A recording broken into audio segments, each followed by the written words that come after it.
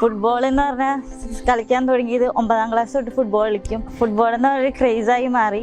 Football കളിക്കാൻ വീട്ടിലുള്ളവരാണ് പ്രേരിപ്പിച്ചത്. അങ്ങനെ ഫുട്ബോൾ കളിക്കാൻ ഭയങ്കര ഇഷ്ടമായി. അങ്ങനെ ഡ്രീമായി ഇങ്ങനെ ഫുട്ബോളർ ആവണം എന്ന് തോന്നി. നമ്മുടെ ഓപ്പർച്യൂണിറ്റി കൊണ്ട് നമുക്ക് ഫുട്ബോളർ ആവാൻ പറ്റിയില്ല.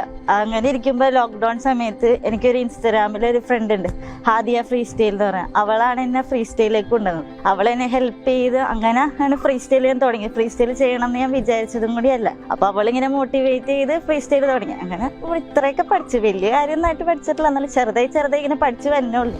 ഫ്രീ സ്റ്റൈൽ ചെയ്ത് തുടങ്ങുമ്പോഴേ ഇപ്പൊ ജഗിൾ ചെയ്യുക അല്ലെങ്കിൽ അങ്ങനെയൊക്കെ ചെയ്യാന്ന് പറയുമ്പോൾ കുറച്ച് പാടാണ് ബാലൻസ് ഒക്കെ ചെയ്യാനൊക്കെ.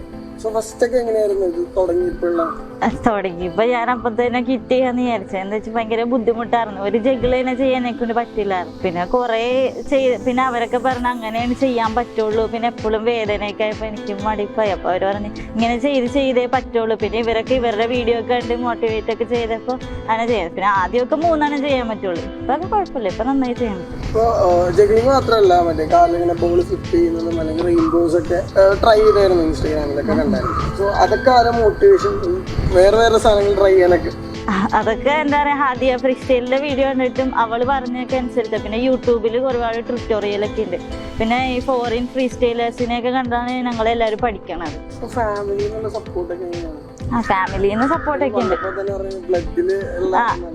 അതെല്ലാവരും കളിക്കണോണ്ട് നമുക്ക് കിട്ടൂല. അപ്പം ഫുട്ബോൾ കളിക്കും, എനിക്കൊക്കെ ഫുട്ബോൾ കളിക്കും, ഇത്താത്ത ഫുട്ബോൾ കളിക്കും.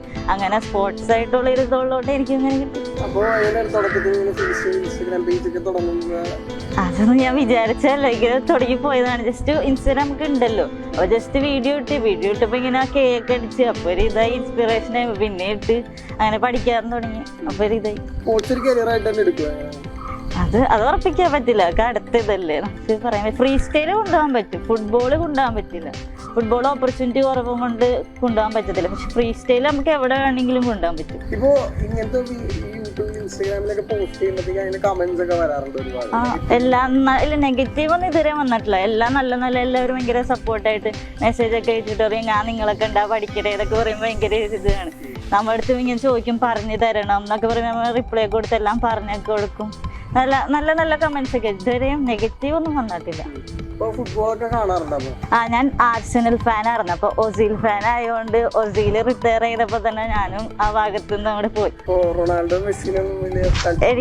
എനിക്ക് എപ്പോഴും എന്താ പറയാ, വേറെ കളിക്കാരെ ഇഷ്ടം. ഒസീലിനെ പോഗ്ബയെ ഇഷ്ടം. എനിക്ക് ഇങ്ങനെ റൊണാൾഡോ, മെസ്സി അങ്ങനത്തെ ഒരു ഇതില്ല. എനിക്ക് അവര് നല്ലോണം കളിക്കും, പക്ഷെ ഇവരെ ആരും അറിയാണ്ട് പോകണ്ട. ഇവരും നല്ല അടിപൊളിയായിട്ട് തന്നെ കളിക്കണേ. എപ്പോഴും എല്ലാവർക്കും റൊണാൾഡോ, മെസ്സി തന്നെയല്ലേ. ഒരു വെറൈറ്റി ആയിട്ട് പിടിക്കണ്ടേ. ജഗിള എന്ന് പറഞ്ഞാൽ ഒരുപാട് നാളെടുത്ത് ഞാൻ ഇത് പഠിക്കാൻ.